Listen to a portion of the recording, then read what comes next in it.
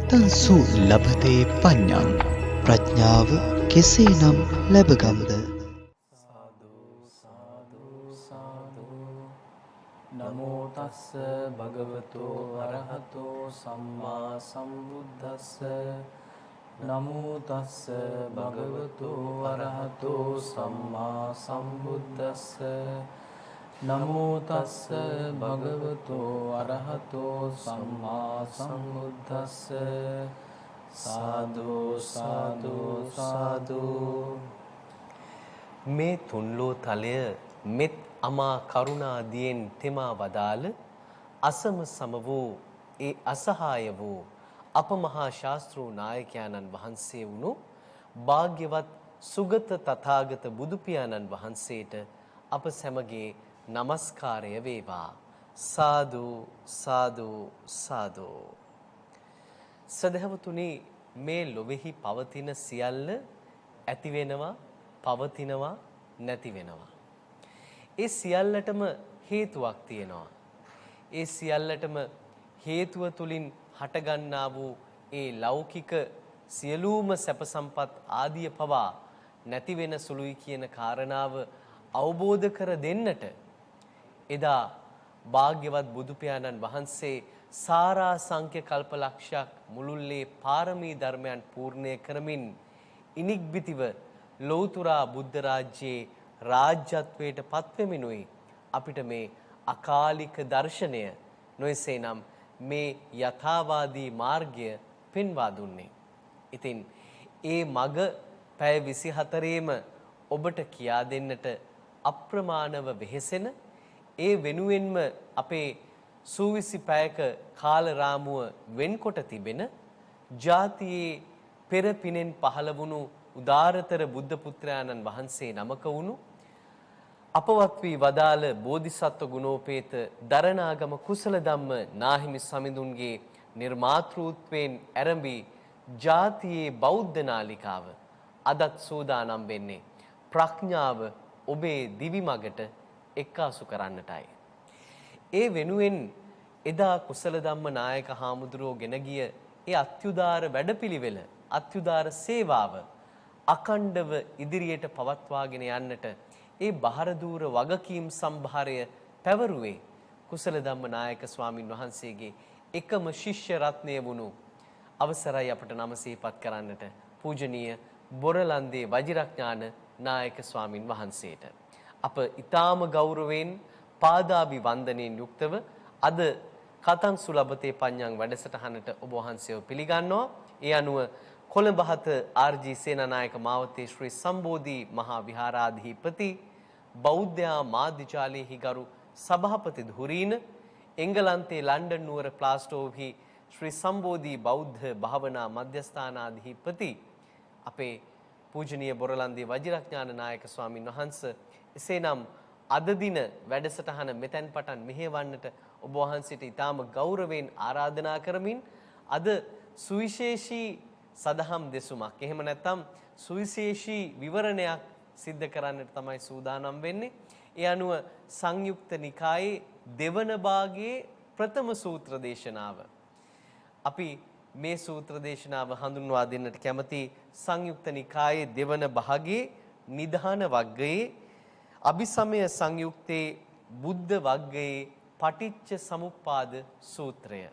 සදහවතුනි, අපි මේ සියල්ලම අවබෝධ කරගන්නට මාර්ගය පෙන්වා දෙන සූත්‍ර දේශනාවක් බවට පත්වනවා නොඅනුමානයි.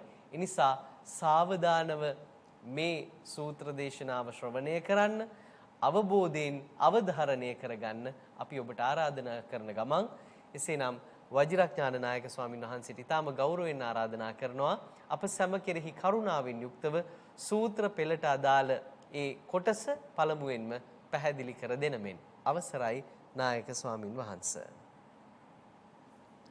ගෞරවනීය පූජනීය මහා සංඝරත්නයන් අවසරයි, වාසනාවන්ත පින්තුනි. අද දවසේ අපේ වැඩසටහන සාරවත් කරන්නට ඉතාම වටිනා දේශනාවක් දේශනා කරන්නටයි මේ සූදානම් වෙන්නේ. සංයුක්ත නිකායේ සංඝාතක වර්ගය අපි අවසන් කළා. අපි අද පටන් ගන්නේ ආරම්භ කරන්නේ සංයුත්ත නිකායේ ද්විතීය භාගය. එහෙම නැත්නම් දෙවෙනි භාගය. දෙවෙනි භාගය හඳුන්වලා තියෙන්නේ සහන් නිදහන වර්ගය කියලා. ඒ වගේම මෙහි පළවෙනි සංයුක්තය තමයි එතකොට අභිසමය සංයුක්තය. අභිසමය සංයුත්තේත් වර්ග වෙන් කරලා තියෙනවා. ඒ පළවෙනි වර්ගය තමයි එතකොට බුද්ධ වර්ගය. බුද්ධ වර්ගයේ පළවෙනි සූත්‍ර දේශනාව පටිච්ච සමුප්පාද සූත්‍ර දේශනාව. එහෙමයි. පින්තුනි බෞද්ධයන් හැටියට අප හැමදෙනාම ශ්‍රවණය කළ යුතු දැනගත යුතු මතක තබා ගත යුතු ඒ වගේම වැඩි යුතු අවබෝධ කරගත යුතු ධහම තමයි පටිච්ච සමුප්පාද ධර්මය කියලා කියන්නේ. එහෙමයි. බෞද්ධයෙක් හැටියට පටිච්ච සමුප්පාදේ දන්නේ නැත්නම් අවබෝධයෙන් යුක්ත පුද්ගලයෙක්ද කියලා බෞද්ධයෙක්ද කියලා කියන්න අමාරුයි. එහෙමයි. ඒ තරමටම මේ පටිච්චසමුප්පාද ධර්මය කියලා කියන එක ඉතාම වැදගත්. එහෙමනම් අපි මතක තබා ගත යුතුයි අපි වන්දනාමාන කිරීමේදී විශේෂයෙන් තෙරුවන් වන්දනා කරනකොට එක වතාවක් පටිච්චසමුප්පාද ධර්මය මෙනෙහි කිරීමට එහෙම නැත්නම් සජ්ජායනා කිරීමට පුරුදු පුහුණු වෙනවා නම් ඒක ඊටාම වැදගත් වෙනවා. එහෙමයි. පටිච්චසමුප්පාද ධර්මයේ ඇතිවීම නැතිවීම කියන කාරණය බුදුරජාණන් වහන්සේ දේශනා කළේ මේ ආකාරයට පටිච්චසමුපාදයේ සම්භවය සහ විභවය ඇතිවීම නැතිවීම කියලා කියන කාරණාව අපි මෙනෙහි කරන එක තමයි වැදගත්. ඒකට හේතුව තමයි අපි දන්නවා කෙනෙකුගේ ශරීරයේ තාම වටිනා එහෙම නැත්නම් ප්‍රධානම ශරීර අවයවය තමයි හදවත කියලා කියන්නේ. එතකොට හදවතින් ආරම්භ වෙලා හදවතින් පණ ගන්නවන මේ ශරීරය මෙහෙවන්නේ මොළේ නේද? එතකොට අපි දන්නවා මොළයේ උනත් ස්නායු පද්ධතිය හරියට පිහිටලා නැත්තම් නොයෙකුත් විදිහේ මානසික ආබාධ වලට ලක් වෙනවා. ඉතින් මොළයේ වර්ධනය වගේම ඉතාම වැදගත්ම කාරණයක් තමයි ඒත් එක්කම රූපයේ වර්ධනය වගේම නාමයේ වර්ධනය සිද්ධ වෙන්න ඕන. නාමයේ වර්ධනය කියලා කියන්නේ ප්‍රඥාව. එතකොට කෙනෙකුගේ මොළය කොයිතරම් වර්ධනය වුණත් ජීවිතයේ සතුටින් ගත කරන්නට අමාරුයි. විශේෂයෙන්ම ප්‍රඥා වර්ධනය වුණේ නැත්තම්. එහෙමයි. අපිට මේ ලෝකේ ජීවත් වීම සඳහා අතීතය වර්තමානය අනාගතය කියලා කියන අවස්ථා තුන පිළිබඳව කාල තුන පිළිබඳවම යම් අවබෝධයක් තිබිය යුතුයි. එතකොට අතීතයේ දේවල් මතක තියෙන නිසා තමයි අපි වර්තමානය සකස් කරගන්නේ. ඒ වගේම අනාගතයේ පිළිබඳව යම් කිසි විදිහකින් අනුමාන ඥානයක් අපිට තියෙන නිසා තමයි අපි වර්තමානයේ සකස් කරගන්නේ. එතකොට වර්තමානයේ ජීවත් වීම සඳහා අතීතයේ දේවල් සිහි කිරීම, මතක තබා ගැනීම වගේම අනාගතයේ පිළිබඳව අනුමාන ඥානය උපදවා ගැනීම සඳහා මේ පටිච්චසමුප්පාද ධර්මය කියලා කියන එක ඉතාම වැදගත් වෙනවා. දැන් බොහෝ වෙලාවට හැමදිනාටම මං හිතන්නේ අත්දැකීමක් ඇති. යම්කිසි කෙනෙක් මුණ ගැහුණාම අපි කියනවා, අපිට කල්පනා වෙනවා පෙර අපි මේ පුද්ගලයාත් එක්ක යම්කිසි සම්බන්ධතාවයක් තිබුණාද දන්නේ නැහැ කියලා. එහෙමයි. එහෙම කියන අවස්ථා තියෙනවා. මතක් වෙනවා. මතක් වෙනවා. යම්කිසි ස්ථානයකට ගියාම ස්වභාව සෞන්දර්යයෙන් පිරි ස්ථානයක්, එහෙම නැත්නම් යම්කිසි පූජනීය ස්ථානයක් නේද? එහෙමයි. යම්කිසි ජීවිතයේ ඊටාම වැදගත් සම්දිස්ථානයකට ගියාම සිහිපත් වෙනවා මෙතනට මම ගිහිල්ලා ඇති කවදා හරි. එහෙමයි. යම්කිසි කාර්යයක් සිදු කරනකොටත් ඒ කාර්යයේදීත් මේ වැඩේ මං කලින් කරලා ඇති. නේද? එහෙමයි. කලින් කරලා ඇති කියලා කල්පනා වෙනවා. ඒ නිසා අන්න ඒ වගේ අතීතයේ පිළිබඳව සිහි ගැන්වීමක්, මතක තබා ගැනීමක්, ස්මෘති ශක්තිය කියලා කියන එක ඊටාම වැදගත් සාධකයක් වර්තමානයේ ජීවිතය සකස් කර ගැනීමට. එහෙමයි. ඒ වගේම අනාගතයේ පිළිබඳව සැලසුම් කිරීමේදී කාලය හෝ වේවා, තමන්ගේ ධනය හෝ වේවා, තමන්ගේ වස්තු සම්භාරය හෝ වේවා, යම්කිසි අපි ඒවට කියන්නේ ගමනක් බිමනක් යෑම සඳහා අවශ්‍ය කරන පරිස්කාර කියලා.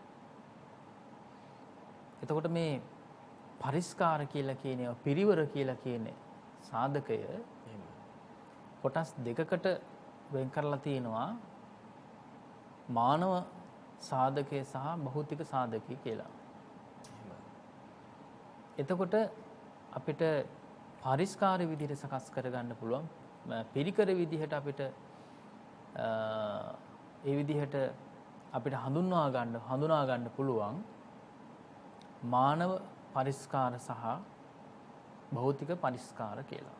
ඒතර පිරිවර කියලා කියන්නේ ඒකට. ඒතර පිරිවර කියලා කියන්නේ මිනිස්යෝම නෙවෙයි. පිරිවර කියලා කියන්නේ අපිට අවශ්‍ය කරන මානව භෞතික මේ හැම දෙයක්ම සියලුම සාධක තමයි පරිස්කාර කියලා හඳුන්වලා තියෙන්නේ. ඒ නිසා පින්නතුනි, අපි මේ පටිච්චසමුපාදයේ සිහි කිරීමේදී ඊටම වැදගත් කාරණේ තමයි, ඇත්තටම පටිච්චසමුපාද ධර්මයේ තමයි මේ උතුම් සම්මා සම්බුද්ධ ශාසනයේ තිබෙන ගැඹුරුම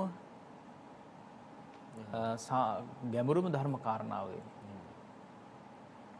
ධර්මස්කන්ධයන් වලින් පටිච්චසමුපාදයේ තමයි ඊටම වැදගත්ම ධර්ම කාරණා බවට පත් වෙන්නේ. පින්නතුන් මතකයි එක්තරා අවස්ථාවක දැන් ඉදිරියේදී මේ සූත්‍ර දේශනාවදී අපිට මොන ගහිනවා, අපේ ආනන්ද හාමුදුරුවන්ටනේ ධර්මයේ සම්පූර්ණයෙන් කටපාඩම්. එහෙමයි. නේද? ධර්ම භාණ්ඩාගාරික ස්වාමින් වහන්සේනේ. ධර්ම භාණ්ඩාගාරික ස්වාමින් වහන්සේ දවසක් භාග්‍යතුන් වහන්සේට මතක් කළා, භාග්‍යතුන් වහන්සේ මට මේ පටිච්චසමුප්පාද ධර්මයේ හරිම පහසුයි. මට හරි ලේසියි මේ පටිච්චසමුප්පාද ධර්මය.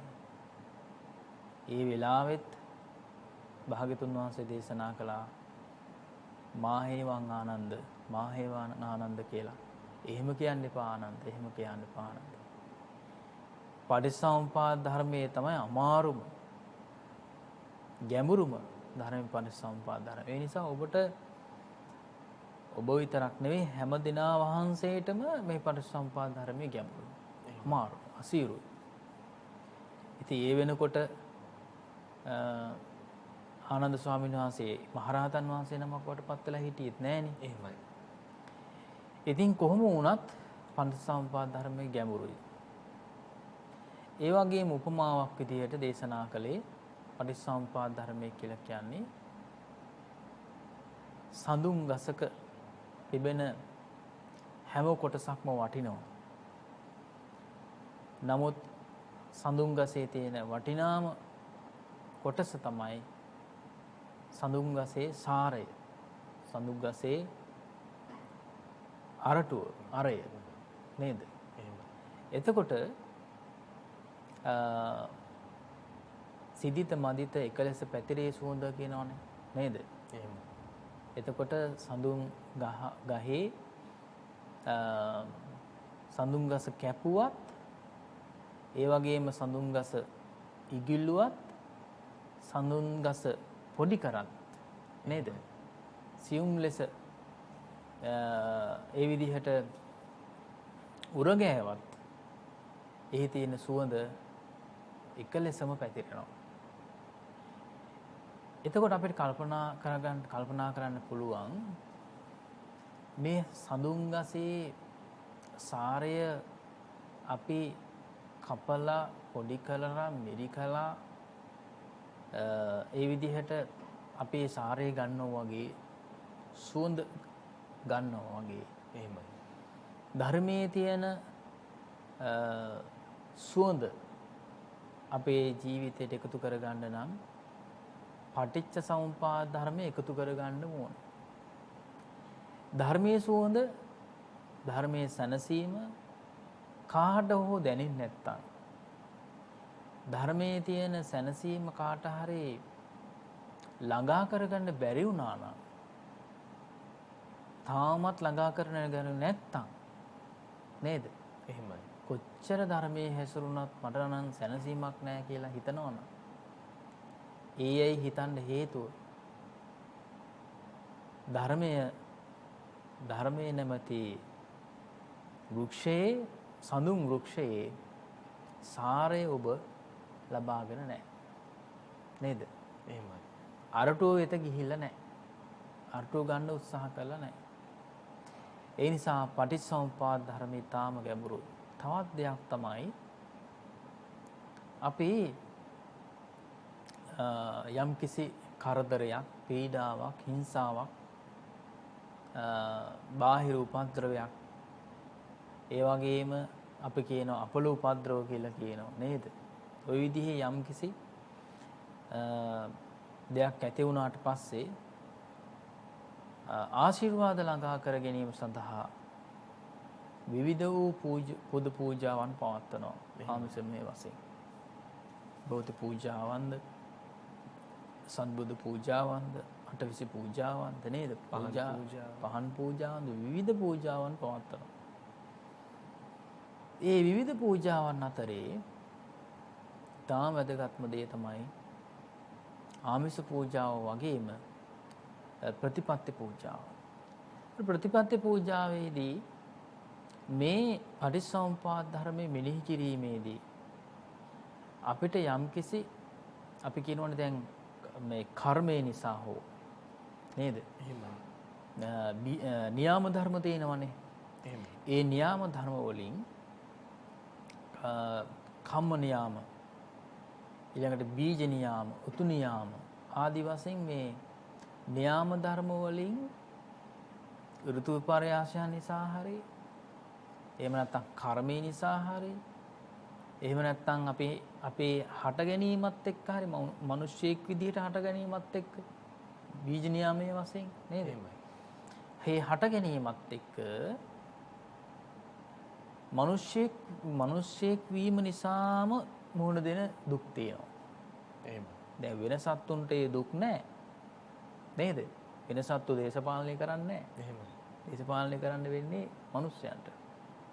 ඒ නිසා දේශපාලනික වශයෙන් ඇති වෙන දුක් හට ගන්නවා. එහෙමයි. නේද? එහෙමයි. ඉතින් අන්න ඔය වගේ බැලුවාම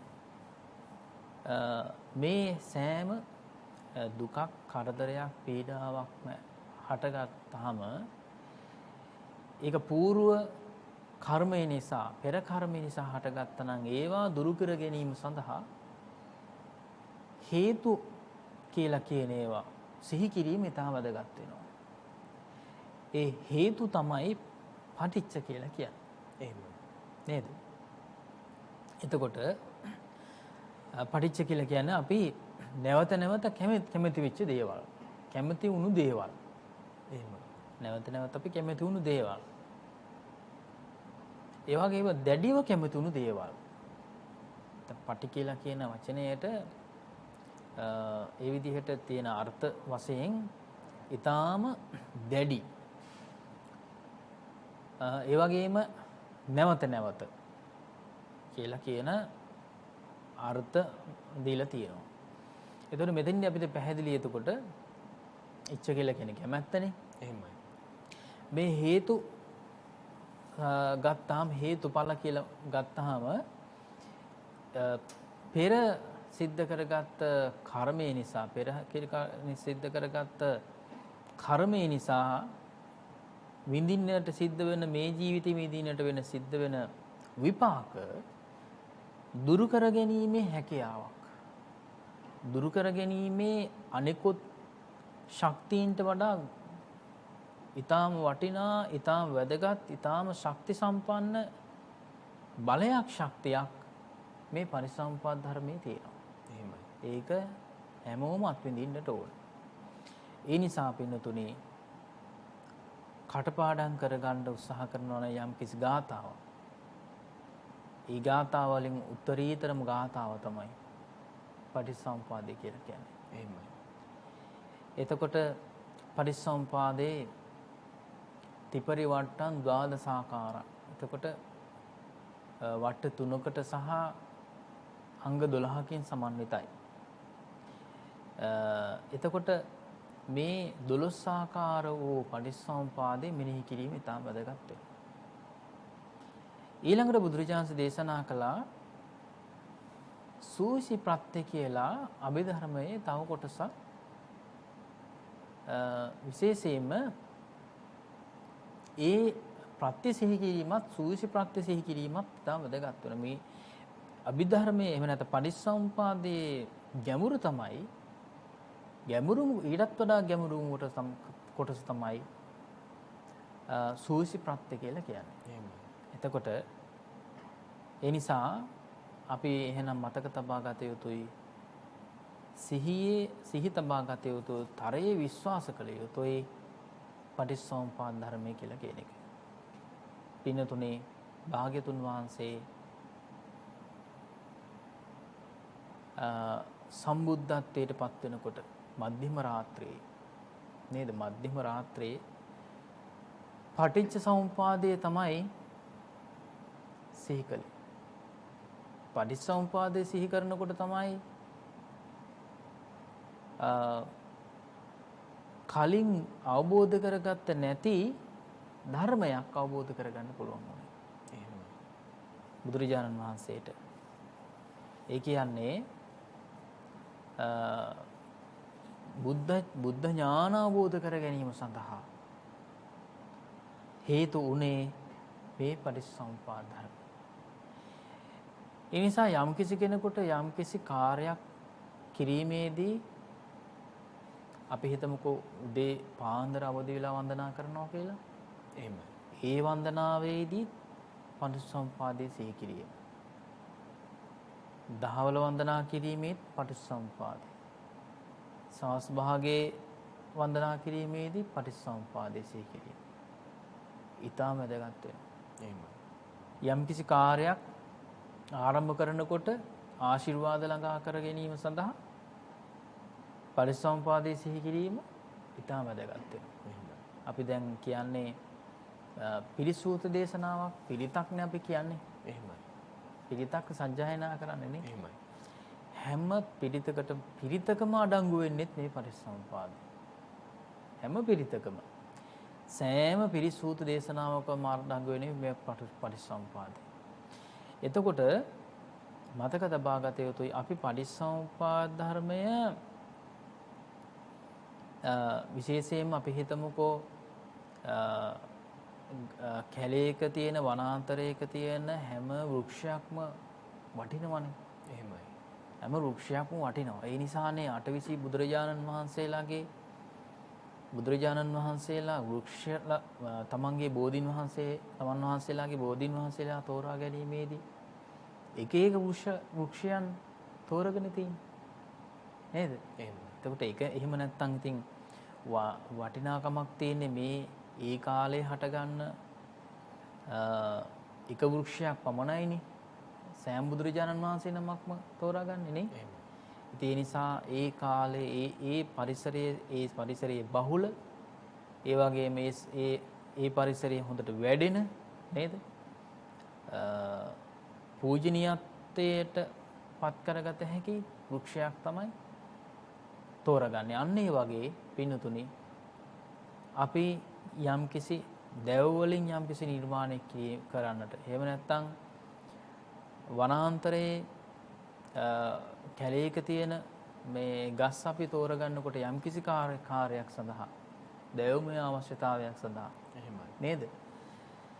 අපි එක එක වටිනා වෘක්ෂයන් වෙන් කරගන්නවා.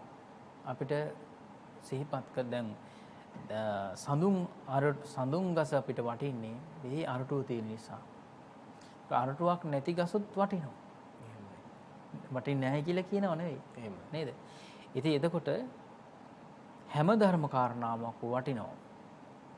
ඒ හැම ධර්ම කාරණාවක්ම ඇතුලේ තියෙන පරිසම්පාද ධර්මය කියලා කියන එක තමයි අපි අවබෝධ කරගන්න ඕනේ. ඒ නිසා පින්නතුනි අද අපි කතා කරන්නේ පටිච්චසමුපාද ධර්මයේ. දැන් පැහැදිලි යම් කිසි කෙනෙක් ත්‍රිපිටක දේශනාව එහෙම නැත්නම් ත්‍රිපිටක පරිශීලනය කරන්න උත්සාහ කරනවා නම් ත්‍රිපිටකය පරිශීලනය කරන්න ආරම්භ කරනවා නම් සංයුක්ත නිකායෙන් ආරම්භ කිරීම ඉතාම වැදගත් වෙන්නේ ඒකයි. එහෙමයි. දැන් අපි විශේෂයෙන්ම සංයුක්ත නිකායේ පළවෙනි අභිසමය සංයුක්තයෙන් එහෙම නැත්නම් අභිසමය වග්ගයෙන් පටන් ගත්ත ආරම්භ කරපු මේ දේශනාවේදී අපිට පැහැදිලි විවිධාකාරයේ දේශනාවන් තුළින් අපි විවිධ ධර්ම කාරණා තමයි මේ සාකච්ඡා කරමින් පවතිය. එහෙමයි. නමුත් අපිට පැහැදිලි දැන් මේ ටිකෙන් ටික අපි සංයුත්ත නිකායේ පරිශීලනය කරනකොට අපිට පුළුවන් ධර්මයේ ගැඹුරට ක්‍රමක්‍රමයෙන් යන්න. එහෙමයි. එතකොට ගැඹුරට යෑම සඳහා ආරම්භයක් තමයි අද මේ ලබා ගන්න. ඒ නිසා අපි සාකච්ඡා කරන්නේ පටිච්චසමුපාද ධර්මය. ඉතින් මේ සූත්‍ර දේශනාව සාකච්ඡා කරන්න කලින් ඒ වටිනාකම පිළිබඳව වැදගත්කම පිළිබඳව යම්කිසි ධර්ම කාරණා ටිකක් මුලින්ම මතක් කරන්නට හිතුවේ කල්පනා කළේ විශේෂයෙන් පින්නතුනේ මෙහි තියෙන වැදගත්කම පටිච්චසමුපාද ධර්මයේ වැදගත්කම අවබෝධ කරගත්තාම තමයි Tamanට මේ පිළිබඳ ඌමනාවක් අවශ්‍යතාවයක් විශාල ඡන්දයක් නේද කුසල ඡන්දයක් එහෙමයි. උපදවා ගන්න පුළුවන්කම ලැබෙන්නේ. පටිච්චසමුපාද ධර්මයේ සූත්‍ර දේශනාව ආරම්භ වෙන්නේ මේ විදිහට. මා විසින් මෙසේ අසන ලදී එක් කලක භාග්‍යතුන් වහන්සේ සවැත් නුවර සමීපෙහි ජීතවන නම් වූ අනේපිරිසුතුහුගේ ආරාමයේ වැඩවසනසේක. එහිදී භාග්‍යතුන් වහන්සේ මහණෙනි භික්ෂූන් ඇමතූසේක. ඒ භික්ෂූහු පින්නතුන් වහන්සේයි භාග්‍යතුන් වහන්සේට පිළිවදන් ඇසූහ. භාග්‍යතුන් වහන්සේ මේ වදාළසේක. එතකොට මේ දේශනාව සිද්ධ කරන්නේ භික්ෂුන් වහන්සේලා අරබයා. මහණෙනි තොපට පටිච්චසමුපාදයේ දේශනා කරමි. ඒ අසව් මනාකොට මෙනෙහි කරව දේශනා කරමි. එසේය වහන්සේයයි භික්ෂුන් වහන්සේ භික්ෂූහු භාග්‍යතුන් වහන්සේට පිළිවදන් දුන්නහ. භාග්‍යතුන් වහන්සේ මේ වදාළසේක. මහණෙනි පටිච්චසමුපාදේ කවරේද? මහණෙනි අවිද්‍යාව ප්‍රත්‍යයෙන් සංස්කාරය වෙති. සංස්කාර ප්‍රත්‍යයෙන් විඥානය වෙති. විඥාන ප්‍රත්‍යයෙන් නාම රූප වෙති. නාම රූපය වෙති. නාම රූප ප්‍රත්‍යයෙන් සලආයතනයේද වේ. සලආයතන ප්‍රත්‍යයෙන් ස්පර්ශය වේ. ස්පර්ශ ප්‍රත්‍යයෙන් වේදනාව වේ. වේදනා ප්‍රත්‍යයෙන් තෘෂ්ණාව වේ. තෘෂ්ණා ප්‍රත්‍යයෙන් උපාදානය වේ. උපාදාන ප්‍රත්‍යයෙන් භවය වේ. භව ප්‍රත්‍යයෙන් ජරා මරණ ශෝක පරිදේව දුක්ඛ දෝමනස් උපායාස හටගනී. උපායාසයෝ හටගනී.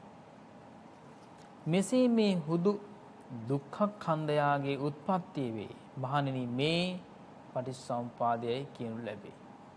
එතකොට පටිච්චසමුපාදයේ සම්භවය තමයි මේ විදිහට සම්භවಂತಿ කියලා දේශනා කරන්නේ. එහෙමයි. එතකොට මේ කාරණා 12 අපි මතක තබා ගන්නට ඕන. ඒ වගේම ඊළඟ බුදුරජාණන් දේශනා කළා අවිද්‍යාවම අශේෂ විරාග අනුසය සමුග්ඝාත නම් වූ නිරෝධයෙන් සංස්කාර නිරෝධේ වේ. එතකොට දැන් අනිත් පැත්තට නේද? ඒ කියන්නේ හේතුව දේශනා කරලා ඊළඟට බුදුරජාණන් දේශනා කළා හේතුඵල ධර්මය. එතකොට අපි ගත්තොත් එහෙම හේතු නැති කලහම ඵලය නැති වෙනවා. එහෙමයි. හේතුම් පටිච්ච සම්භූතං හේතුබංගා නිරුච්චති නේද? එතකොට හේතු නිරුද්ධ කරන්නට ඕන. එතකොට හේතු වලින් පළවෙනි හේතුව තමයි ප්‍රථම හේතුව තමයි අවිද්‍යාව කියලා කියන්නේ. එහෙමනම් අවිද්‍යාව කියලා කියන එක ශේෂයක් නැතුව බිඳක්වත් නැතුව සමූල ඝාතනය කරන්නට ඕන. නේද? මුලින්ම උපුටා දබන්නට ඕන. එහෙම මුලින් උපුටා දැම්මට පස්සේ ඔන්න සංස්කාර නිරෝධය සිද්ධ වෙනවා. සංස්කාර නිරෝධයෙන් විඥාන නිරෝධය වෙනවා. විඥානයේ නිරෝධයෙන් නාම රූප නිරෝධය වෙනවා. නාම රූප නිරෝධයෙන් සලආයතන නිරෝධය වෙනවා. සලආයතන නිරෝධයෙන් ස්පර්ශ නිරෝධය වෙනවා. ස්පර්ශ නිරෝධයෙන් වේදනාව නිරෝධය වෙනවා. වේදනාව නිරෝධයෙන් උපාදාන නිරෝධය වෙනවා. උපාදානයේ නිරෝධයෙන් ඒ විදිහට භවය නිරෝධ වෙනවා. භව නිරෝධයෙන් ජාති නිරෝධ වෙනවා. ජාති නිරෝධයෙන් ජරා මරණ ශෝක පරිදේව දුක්ඛ දෝමනස් උපායාස ආදී සියලු දුක්ඛ ඛණ්ඩයන් නිරුද්ධ වෙනවා. මේ භාග්‍යතුන් වහන්සේ වදාළසේක සතුටු වූ භික්ෂූහු භාග්‍යතුන් වහන්සේගේ දේශනාව පිළිගත්හ කියලා මේ සූත්‍ර දේශනාව අවසන් වෙනවා. ඉදමෝච භගවා අත්තමනාතේ භික්ඛුව භගවතෝ භාසිතං අභිනන්දුන්ති. එතකොට ඒක තමයි සඳහන් වෙන්නේ සතුටු වූ භික්ෂූහු භාග්‍යතුන් වහන්සේගේ දේශනාව සාදුනාදයෙන් පිළිගත්තා කියලා කියන එක තමයි මේ පටිච්චසමුපාද සූත්‍ර දේශනාවේ පෙළ දේශනාවේ මේ ආකාරයට තමයි සූත්‍ර දේශනාව සඳහන් වෙන්නේ සහ. එහෙමයි. නායක ස්වාමීන් වහන්සේ අද ඊටාම වටිනා සූත්‍ර දේශනාවක්. එහි ගැඹුර පිළිබඳව ඔබ වහන්සේ මනවින් අපට పూర్වයේදී මතක් කර දුන්නා. එය අවබෝධ කර ගැනීම කොයිතාක් දුරට අවබෝධයෙන් යුතු බෞද්ධයෙක්ට වටිනවාද කියන කාරණාවත් අවධාරණය කරන්නට යෙදුණා. ඉතින් මේ දහම් කරුණු අපේ ජීවිතයට කොතරම් උපනිශ්‍රය වෙනවාද මේ යථාවාදී දර්ශනයේ මුඛ්‍ය පරමාර්ථය සපුරා ගැනීමට කියන කාරණාව ඔබට පැහැදිලි වේවි වැඩසටහන අවසානයේ වන විට. ඒ තමයි මිනිසාට අත්වන උතුම්ම ලාභය එහෙම නැත්නම් උතුම්ම සැපත උතුම්ම රසය වන නිර්වාණ සැපය නිර්වාණ රසය නිර්වාණ සුවය ළඟා කරගන්න මේ ධර්ම කොටාශය කොතරම් උපනිශ්‍රය වෙනවාද කියලා ඉවහල් වෙනවාද කියලා ඔබට වැටහෙවි. ඉතින් අද අප සාකච්ඡා කළේ පළමුවෙන්ම සූත්‍ර පෙළට අදාළ කොටස සංයුක්ත නිකායේ දෙවන භාගයේ නිදාන වග්ගයේ අபிසමය සංයුක්තයේ බුද්ධ වග්ගයේ පටිච්ච සමුප්පාද සූත්‍ර දේශනාව. මෙහි අටුවා දේශනාව තුළ අන්තර්ගත වන ඒ හරවත් කරුණු ඊටාම වැදගත් අපේ ජීවිතයට. ධර්මය කියලා කියන්නේ මහා සුවිසල් ගොඩනැගිල්ලක් නම් එහි පදනම පාදම මේ පටිච්ච සමුප්පාද ධර්මයේ දැයි මට විටක හිතෙනවා. ඒ නිසාම නායක ස්වාමීන් වහන්සේ මේ අටුවා දේශනාව ඊටාම ගැඹුරින් ඒ පිළිබඳව විග්‍රහ කරනවා. ඒ අටුවා දේශනාව අපිට සරලව පැහැදිලි කර දෙන්නට ඔබ වහන්සේට ඊටාම ගෞරවයෙන් අපි ඇරයුම් කරනවා. පින්නතුනේ සෑම දේශනාවක්ම ආරම්භ වෙන්නේ ඒවම් මේ සුතං එක්කන් සමයම් භගවා කියලානේ. එහෙමයි. එතකොට එහි තේරුමත් එක්කම තමයි එහි අර්ථයත් එක්ක තමයි අටුවා දේශනාව ආරම්භ වෙන්නේ. එතකොට ඉදිරියේදී දැන් දෙවෙනි සූත්‍රයේ සඳහන් වෙනවා විභංග සූත්‍රය කියලා. එතකොට අවිද්‍යාව වෙන් කරනවා. එහෙමයි. අවිද්‍යාව බෙදලා දක්වනවා. සංස්කාර බෙදලා දක්වනවා. ওই විදිහට ඉදිරියට මේ දේශනා සියල්ලක්ම ආරම්භ වෙන්නේ එවම් මේ සුතං ඒකන් සමයම් භගවා කියලා.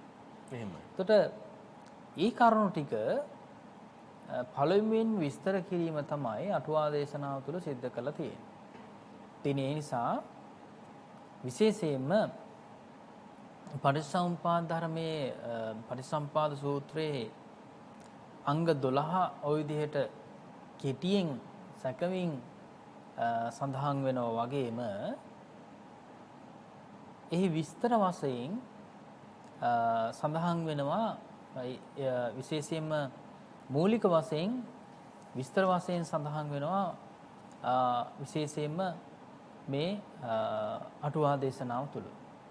ඒ නිසා අපි බලමු කොහොමද අටුවා දේශනාවේ විස්තර සහිතව සඳහන් වන නිසා තා දීර්ඝ විස්තරයක් මේ සූත්‍ර දේශනාවෙහි විශේෂයෙන්ම අටුවා දේශනාව තුළ තියෙනවා. එහෙමයි.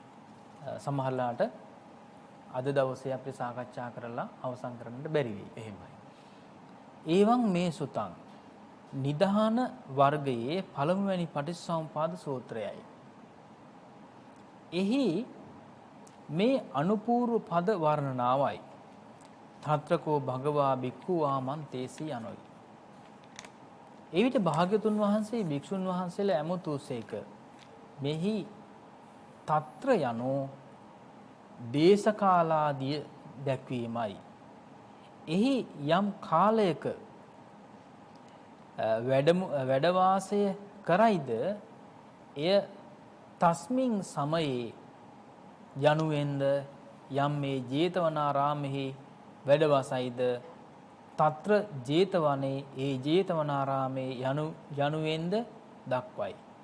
එතකොට ඒවම් මේ සුතං ඒකං සමයං භගවා නේද? ආන්නේ විදිහට ආරම්භයේ සඳහන් වෙන්නේ කොහේද භාග්‍යතුන් වහන්සේ වැඩ සිටි කියලා කියන කාරණා. එහෙමයි. කොහේද වැඩ සිටියේ මොන සමයේ කොතනද වැඩ හිටියේ කියලා කියන එක. ඒකං සමයං භගවා. නැතිනම් දේශනා කළ යුත්තේහි දේශනා කාලාදී දක්වයි. භාග්‍යතුන් වහන්සේ නුසුදුසු වූ අයෝග්‍ය වූ දේශයෙහිත් කාලයෙහිත් ධර්ම දේශනා නොකරන සේක. එතකොට භාග්‍යතුන් වහන්සේ සුදුසු නැති තැන දේශනා කරන්නේ නැහැ. එහෙමයි. සුදුසු නැති කාලෙහි දේශනා කරන්නේ නැහැ. එතකොට සුදුසු තැන සුදුසු කාලෙහි තමයි භාග්‍යතුන් වහන්සේ දේශනා කරන්නේ. ඒකයි මේ කියන්නේ. එහෙමයි. එතකොට සඳහන් වෙනවා බාහිය දැන් වේලාවයි යනාදී මීට සාධක වේ. දැන් බාහිය කියලා සූත්‍රයේ දේශනාව සඳහන් වෙනවනේ. එහෙමයි. බාහිය දාරුචීරිය කතාව නේද? එතකොට බාහිය දාරුචීරියටත් කියනවා දාරුචීරියටත් කියනවා දැන් මේ වෙලාව නෙවෙයි ධර්ම දේශනා කරන්න. දැන් බාහ්‍ය දාරුචීරිය කියනවා භාගතුන් වහන්සේට ඉක්මනට මට ධර්ම දේශනා කරා. මගේ ජීවිතේ කොයි වෙලාවෙ නැති වෙයිද දන්නේ නැහැ කියලා ඒ අවස්ථා කීපයකදීම කියනවා. එහෙමයි. අවස්ථා හතරකදී කියනවා. හතරවෙනි අවස්ථාවේදීත් භාග්‍යතුන් වහන්සේ දීඝ දේශනාවක් දේශනා කරන්නේ නැතුව මට කෙටියෙන් දේශනා කරන්න කියලා කියනවා. එතකොට භාග්‍යතුන් වහන්සේ කෙටියෙන් දේශනා කරන ධර්මය බාහ්‍ය දාරුචීරිය අවබෝධ කර ගන්නවා. රහතන් වහන්සේ නමක් බවට පත් වෙනවා. ඉතින් ඒක මේ වෙලාව නෙමෙයි දේශනා කරන්න කියලා භාග්‍යතුන් වහන්සේ දේශනා කරනවා. අන්න ඒක තමයි ඒකං සමයං භගවා කියලා කියන්නේ. එහෙමයි. එතකොට ඒ කාරණාව ඊටම වැදගත් වෙනවා. මෙතන සඳහන් වෙනවා කෝ යනු පද පූර්ණ මාත්‍රෙහි හෝ අවධාරණාර්ථයෙහි හෝ ආදි කාලාර්ථයෙහි හෝ යෙදුණු නිපාතයකි. එතකොට ඒවම් මේසුතං ඒකං සමයං භගවා සාවත්තියං විහෙරති 제තවනේ අනාථ පිණ්ඩිකස් ආරාමේ අතකෝ කියලා සඳහන් වෙනවනේ. එහෙමයි. නේද? ඉක්බිති කෝ කියලා කියන්නේ අවධාරණය කරන්නට නිපාතයක්. ඊළඟට භගවා යනු ලෝහ ගරු කටයුතු පුද්ගලයා දැක්වීමයි. එතකොට ලෝකයේ උතුම්ම පුද්ගලයා හඳුන්වන්නේ යොදා ගන්න වචනේ තමයි භගවා කියලා කියන්නේ. එහෙමයි.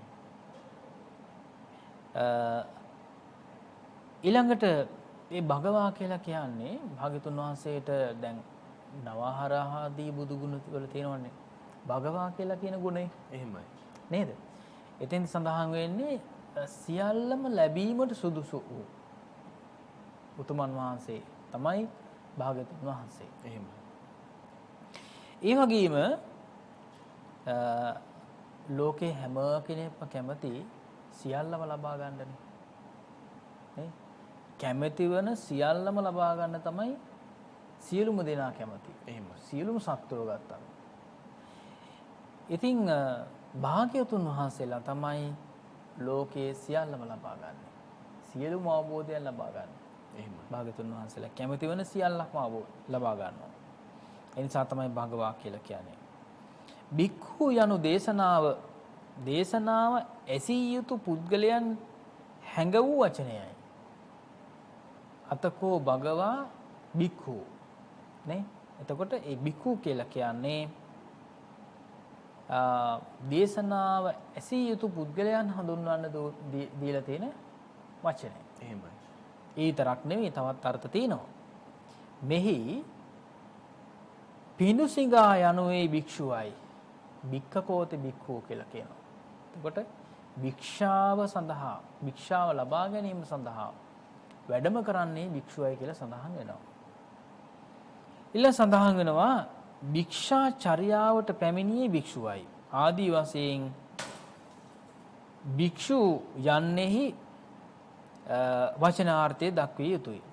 ආමන්තේසි යනු ඇමතු සේක දේශනා කළ සේක කියලා කියන අර්ථය. මනවින් අවබෝධ කර වූ සේක යනු අර්ථයයි. මෙහි අර්ථය මෙසේය. ඇතැම් තැනකදී දැන්වීමේ අර්ථය ගෙන දී බුදුරජාණන් වහන්සේ වදාළහ. මහණෙනි මම තොප අමතමි ආමන්තයාමි මම තොපට දැනුම් දෙමි යනුවෙනි. කැඳවීම අර්ථයේද මේ යෙදේ. මෙසේ වදාළහ. මහණ නුඹ මෙහි එව. මගේ වචනයෙන් ආයුෂ්මත් සරියුත් තෙරුණුන් අමතන්න. ආමන්තේහි යනුවෙහි භික්ඛවෝ යනු ආමන්ත්‍රණය ලැබූ පිරිස දැක්වීමකි. ඒද සිඟායෑම ස්වභාවයේ කරගත් ගුණයන්ගෙන් පිරිපුන් බැවින් කියන ලදී. ආහාර සිඟායෑමේ ස්වභාවයේ ඇති ගුණයන්ගෙන් යුක්ත තැනැත්තාද සිඟායෑම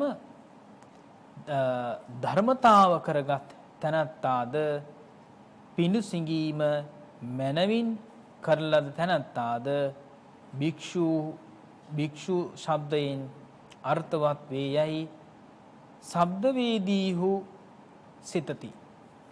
ඒ පිඬු සිඟා යෑම ස්වභාවය කරගත් ගුණයන්ගෙන් යුක්ත වූ යන වචනයෙන් උස් පහත් ගති ඇති ජනයා විසින් සෙවුනා ලද දිවි පැවැත්ම ප්‍රකාශ කරමින් උඩඟු දීනාදී ගතිවලට නිග්‍රහ කරයි.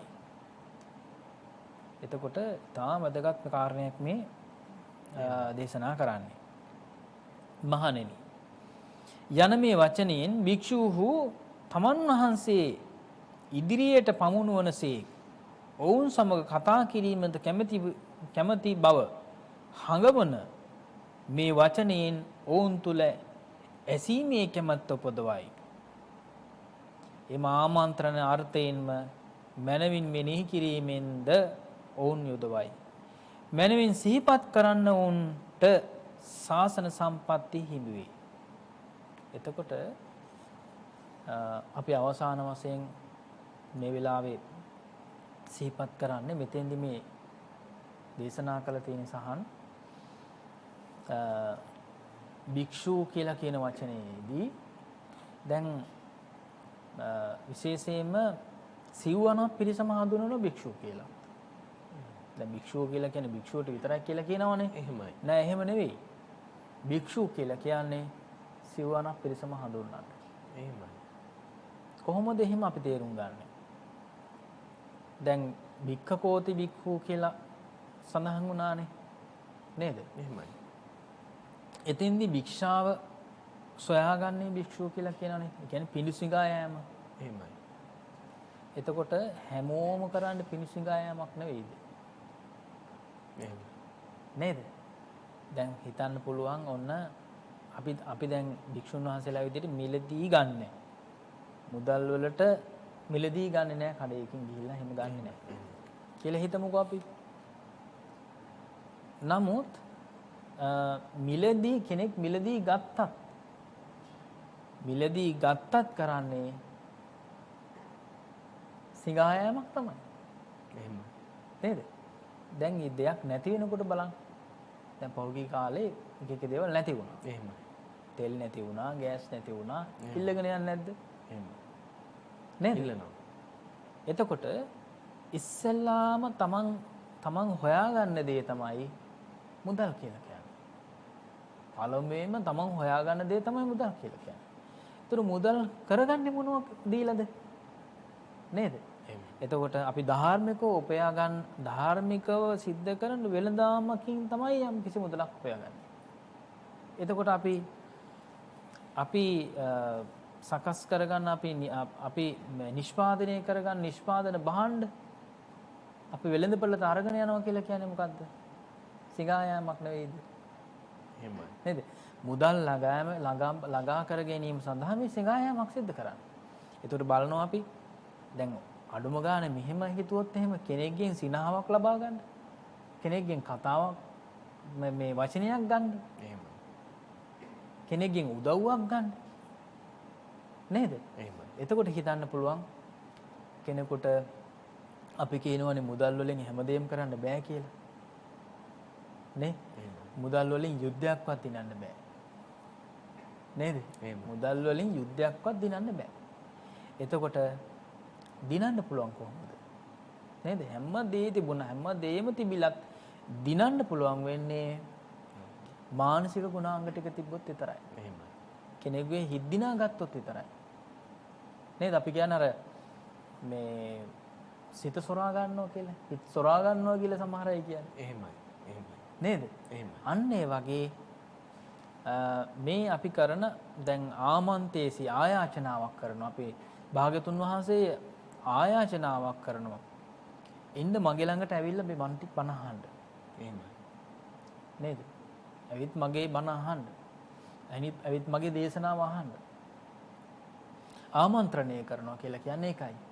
එහෙමයි. එතකොට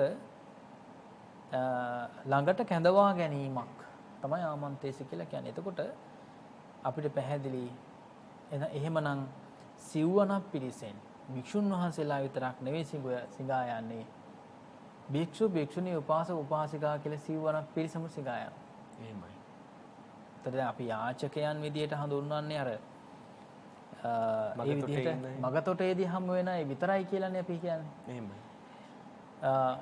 දැන් මෙතෙන්දී පැහැදිලි අර භික්ඛක කියලා කියන මේ බමුණා අපිට මතකයිනේ අපිට සූත්‍ර දේශනාවක මුණ ගැහුණා නේ.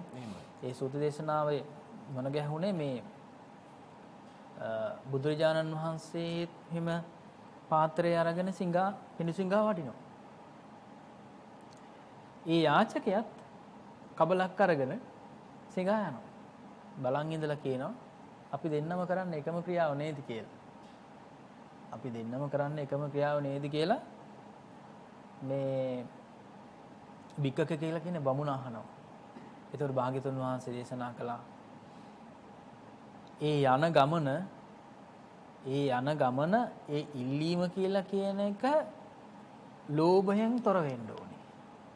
ඉල්ලීම කියලා කියන එක ලෝභය නැති කරගන්න යන ගමනක් වෙන්න ඕනේ. ද්වේෂය නැති කරගන්න යන ගමනක් වෙන්න ඕනේ. මෝහය නැති කරගන්න යන ගමනක් වෙන්න ඕනේ. එහෙම යන ගමන තමයි පිනිසුගා යාම කියලා කියන්නේ. එහෙම නැත්නම් ඔය යන ගමන නෙවෙයි කියලා කියනවා. එහෙමයි. තේරුණාද? ආන්නේ නිසා මේ මෙතෙන්දී අපිට පැහැදිලි යන ගමනේ තියෙන අරමුණ. එහෙමයි. යන ගමනේ තියෙන අභිලාෂය, යන ගමනේ තියෙන අරමුණ තමයි ඊටාම වැදගත් වෙන්නේ. ඒ නිසා හැම ගමනක්ම අරමුණක් ඇතුව යන්නට ඕනේ. බෞද්ධයන් යන හැම ගමනක්ම නිවන් අරමුණු කරගෙන යා යුතුයි කියලා කියන එක තමයි මේ විශේෂයෙන් අටුවා දේශනාව තුළ පළමු කොටසෙහි සඳහන් වුණේ. එහෙමයි.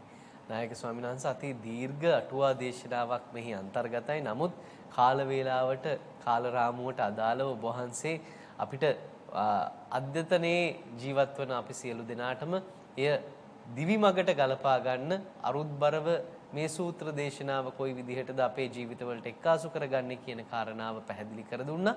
නමුත් අපි බලාපොරොත්තු වෙනවා තව දිනක මේ පටිච්ච සමුප්පාද සූත්‍ර දේශනාවේ අටුවා දේශනාව පුළුල්ව සාකච්ඡා කරන්නට.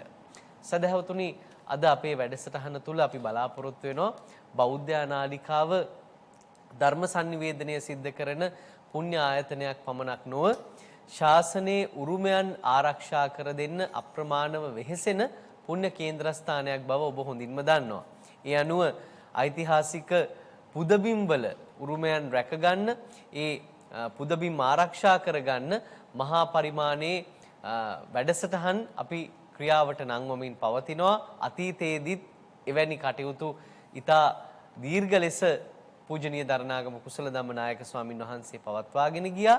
එහි දිගුවක් වශයෙන් වර්තමානයේ අපේ නායක හාමුදුරුවෝ ඓතිහාසික අම්පාර දීඝවාපී රාජමහා විහාරස්ථානයේ ඒ මහා සෑරදුන් ඉදිකිරීමේ කටයුත්තට පුරෝගාමියා විදිහට එය ප්‍රතිසංස්කරණය කරන්න නායකත්වය ලබා දෙන්න මුල් වුණු බව ඔබ හොඳින්ම දන්නවා. ඉතින් එයත් මේ දිනවල ගොඩනැංවෙනවා. ඒ වගේම ඓතිහාසික පොළොන්නරු කිරිවෙහෙර චෛත්‍යරාජයන්න් වහන්සේ පූජනීය උරුමයක් සහිත පුදබිමක්. ඉතින් එම චෛත්‍යරාජයන්න් වහන්සේගේ ප්‍රතිසංස්කරණ කටයුතු මේ දිනවල සිද්ධ වෙනවා. ඒ වගේම කොත්කැරැල්ල නිර්මාණය කිරීමේ කටයුත්තත් අප විසින් විශේෂයෙන්ම මාධ්‍ය අනුග්‍රහය වෙනුවෙන් ලබා දෙමින් ඔබ සියලු දෙනාම එකාසු කරගෙන ඒ පින්කමත් සිදු කරන බව ඔබ හොඳින්ම දන්නවා.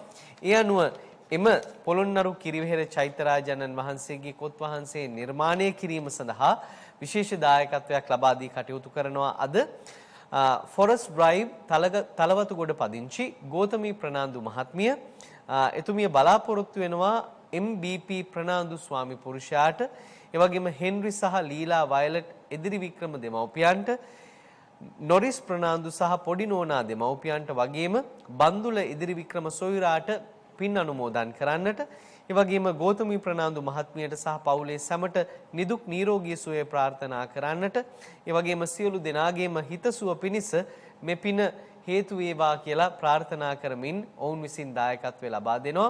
ෆොරස්ට් ඩ්‍රයිව් තලවතුගොඩ පදිංචි ගෞතමී ප්‍රනාන්දු මහත්මිය තමයි එම පින්කම සඳහා එසේ දායකත්වය ලබා දුන්නේ. ඒ වගේම මේ දිනවල Tamanට හැකිය ආකාරයෙන් මෙවැනි පින්කම් වලට දායකත්වය ලබා දෙන්න පින්සිත පහළ වෙන්නේ පින ඇති උදවියටම තමයි. එවැනි පිරිස් බෞද්ධ නාලිකාව සමග අත්වැල් බැඳගෙන ඇතැම් වෙලාවට අපේ ගිණුම් මංකවලට මුදල් බැර කළා මෙවැනි කටයුතු වෙනුවෙන් දිරි දෙනවා ශක්තියක් වෙනවා. ඒ සියලු දෙනාටම අපි හදපිරි පුණ්‍යානුමෝදනාවන් එක් කරමින් ඔවුන්ගේ සියලුම සුපැතුම් එලෙසින්ම සමෘද්ධමත් වේවා කියලා ඉතසිතින් ප්‍රාර්ථනා කරමින් මෙවැනි ආකාරයෙන් පින් පුරන්නට අපට මඟ පෙන්වාලමින්ද බෞද්ධ නාලිකාව නම් වූ මේ ධර්ම sannivedana පුණ්‍ය කේන්ද්‍රස්ථානය ලංකාවේ ඉහළටම ගෙන යන්නට අධ්‍යතනය තුල අපමණ කැපවන ධර්ම sannivedanaya තුලින් ජනහිත සුවපත් කරන්නට අපමණ වෙහෙසෙන කොළඹ හතාර්ජී සේනානායක මාවතේ ශ්‍රී සම්බෝධි විහාරාධීශ්වර බෞද්ධ මාධ්‍යාලයේ ගරු සභාපති ධුරීන එංගලන්තයේ ලන්ඩන් නුවර ප්ලාස්ටෝව්හි ශ්‍රී සම්බෝධි බෞද්ධ භාවනා මධ්‍යස්ථානාධිපති අවසරයි අපට නම සිහිපත් කරන්නට පූජනීය බොරලන්දේ වජිරඥාන නායක ස්වාමින් වහන්සේ මේ සියලුම පින්කම් අවසන ඔබ වහන්සේ ප්‍රාර්ථනා කරන්නේ